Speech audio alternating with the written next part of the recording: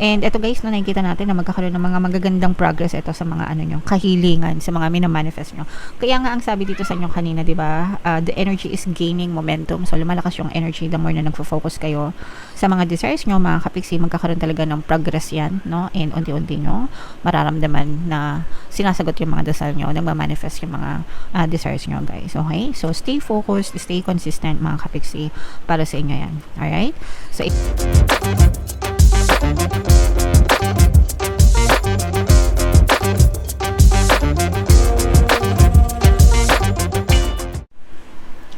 hello guys, hello Aquarius, welcome back to Pinay Pixie Tarot. Ang pamagat ng episode natin for tonight is full moon kapalaran para ngayong February to March guys, para sa Aquarius, Sun, Moon, Rising Sign, and Venus. Yung ating full moon guys, ngayong February ay sa February 1, tapos yung next na full moon naman natin ay sa March 3 mga kapiksi. So, ang reading na to ay para sa period na yan. And ang pamagat ng ating full moon ay snow moon guys. Snow moon kasi saktong-sakto malamig. Malamig dahil sa snow, no?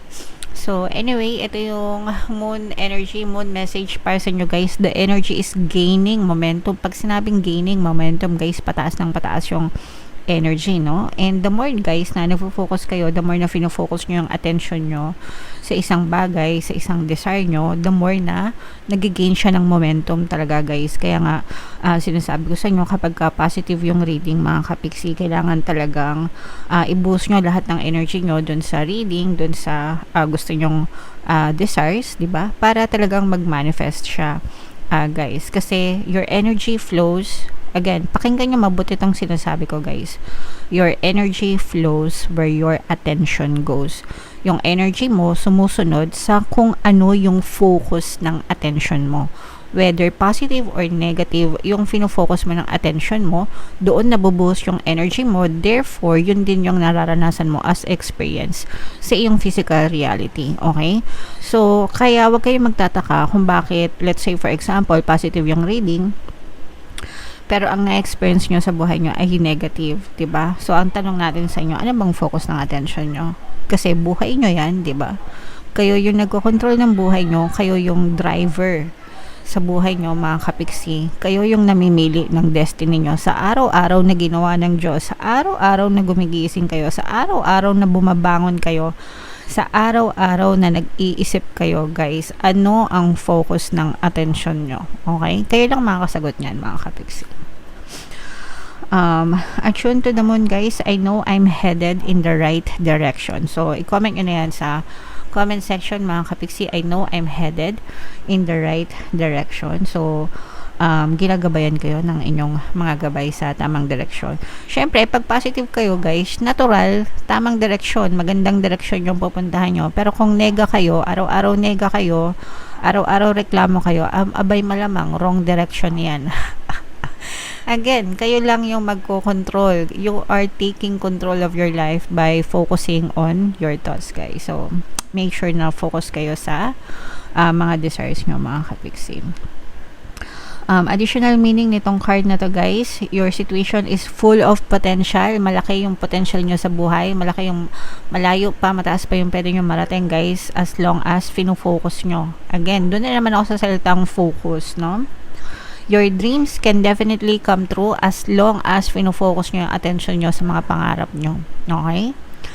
Araw-araw guys, ako guys, ito lang sample sa akin, simula paggising ko, naka-focus, guys, paggising ko pa lang, nag-a-affirm na ako agad. Promise. Paggising ko pa lang, alam ko agad ko ano yung iniisip ko kasi ginawa ko na siyang habit, sinanay ko na yung sarili ko na kapag gising ko pa lang, ang focus agad ng attention ko is yung desire ko, yung gusto kong makamit, happiness, peace, kapayapaan, health, good health, di ba? Kasaganaan, yun agad ang focus ng attention ko. And every day, all throughout the day mga kapiksi, kapag hindi nagwa-wander yung isip ko, binabalik-balik ko yung isip ko dun sa desires ko hanggang sa matulog. So, ganun din kayo guys, dapat pinapractice nyo, dapat dinidisiplina nyo yung pag-iisip nyo. Kasi kung hindi nyo disiplinahin guys, magwa-wander yan. We have 60,000 thoughts or more in a day.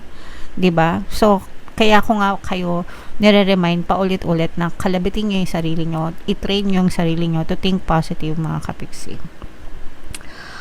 More effort is required. Kailangan mo talaga mag-effort, hindi lang sa pagkilos, guys, kundi pati sa pag-iisip, positive mental diet, at saka yung pagdadasal, guys. Okay? And keep moving forward. Papunta lang tayo sa future, guys. So, dun lang tayo mag-focus. Yung mga past, lalo na yung mga hanas nyo sa buhay, tapos na yun, kalimutan nyo na, wag nyo nang isipin. Mag-focus lang tayo sa positive, mag-focus tayo sa present, mag-focus tayo sa kung ano yung gusto nating ma-experience, guys. Okay? So, yan yung inyong moon message. Shuffle natin to, guys. Hanapin natin yung energy ng moon at saka yung energy ng Aquarius. Habang sinashuffle ko to, panoorin nyo muna, guys, yung video natin regarding sa ating paano mag-manifest ng abundance video course. Kapiksi, sawa ka na ba sa mga struggles at hirap sa buhay mo?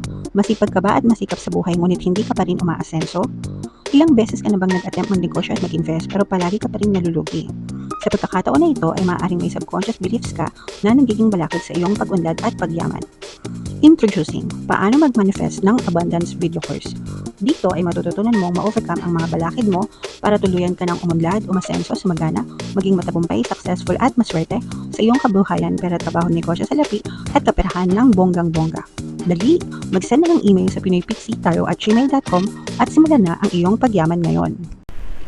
Alright, so sa lahat ng gusto mag-avail ng course, guys, meron tayong paano mag-manifest ng abundance video course, paano mawala ang third party, at magkaroon ng harmonious na relationship, paano pabalikin si ex or vice breakup. Sa mga interesado, guys, mag-send lang kayo ng email sa pinoypixie@gmail.com.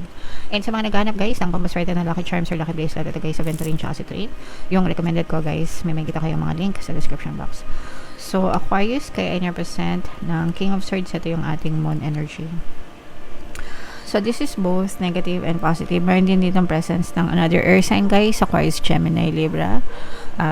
You might be dealing with other signs na may ganyan.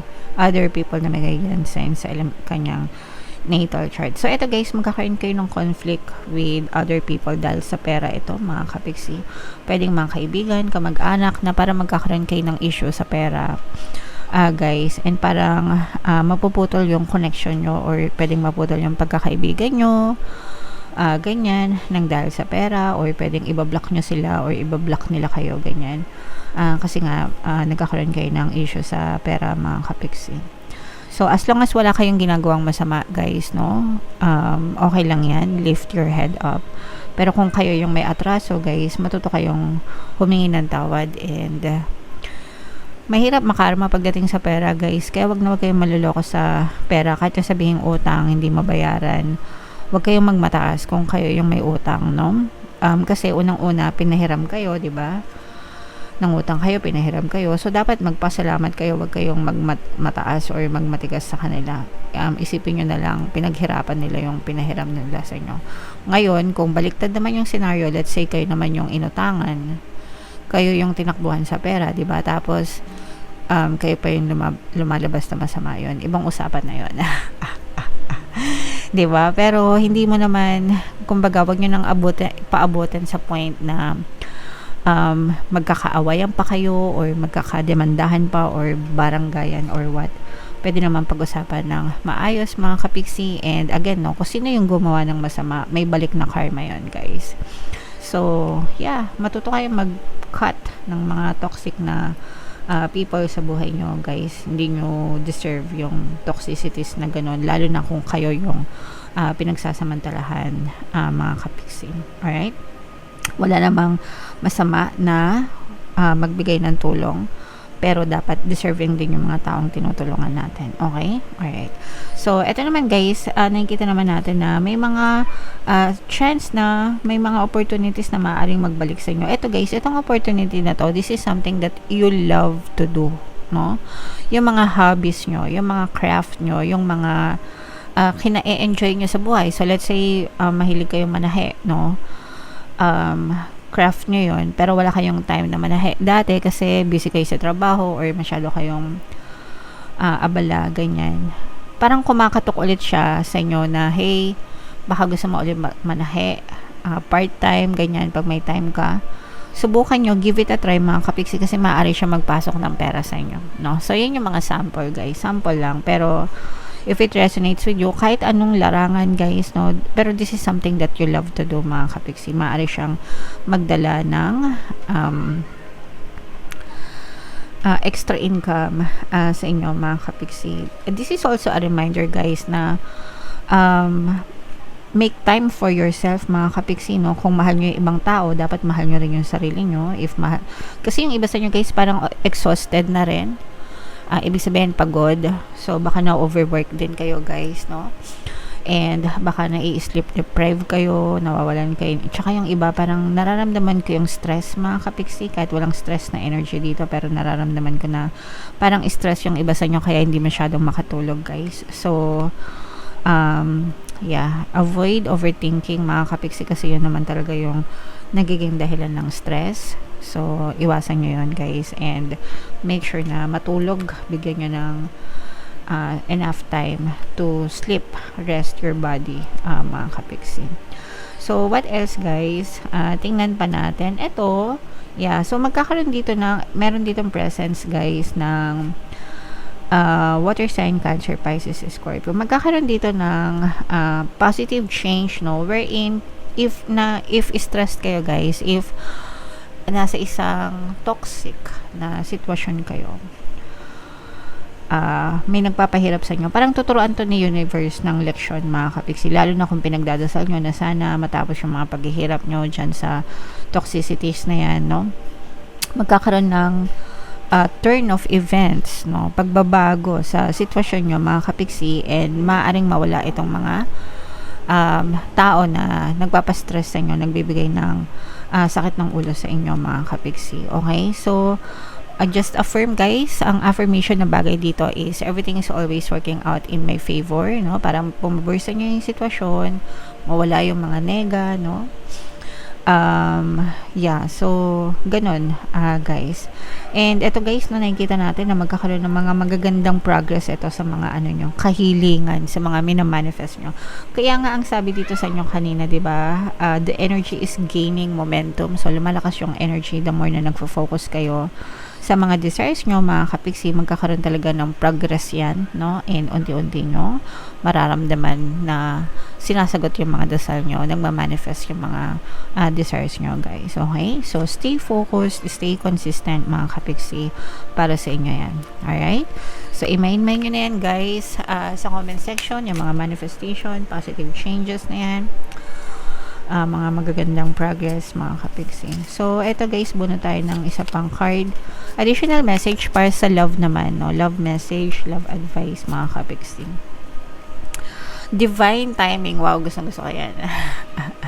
Be patient while things are unfolding. This connection is worth the wait. So, eto, guys, mas magre-resonate ito do sa mga kapiksi natin na single, na nagpe-pray, nagdadasal na sana dumating yung the right one para sa kanila. So, wag kayong mag-alala, guys, kasi the right one is coming, mga kapiksi. So, be patient. Sabi ko nga, guys, pagdasal nyo lang, mga kapiksi, para ibigay talaga sa'yo kung ano or sino yung specific na gusto mong dumating sa inyo, mga kapiksi. And talagang pag dumating yan sa inyo, masasabi nyo worth it, sulit yung pag-aantay nyo, guys, no? So, don't settle sa mga tao na hindi mo peg para lang masabi na in a relationship ka pero masakit naman ulo mo, no? Mas maganda pang maging single and antayin nyo na lang na dumating, kasi pagkakaloob talaga yan sa inyo, Aquarius. Alright?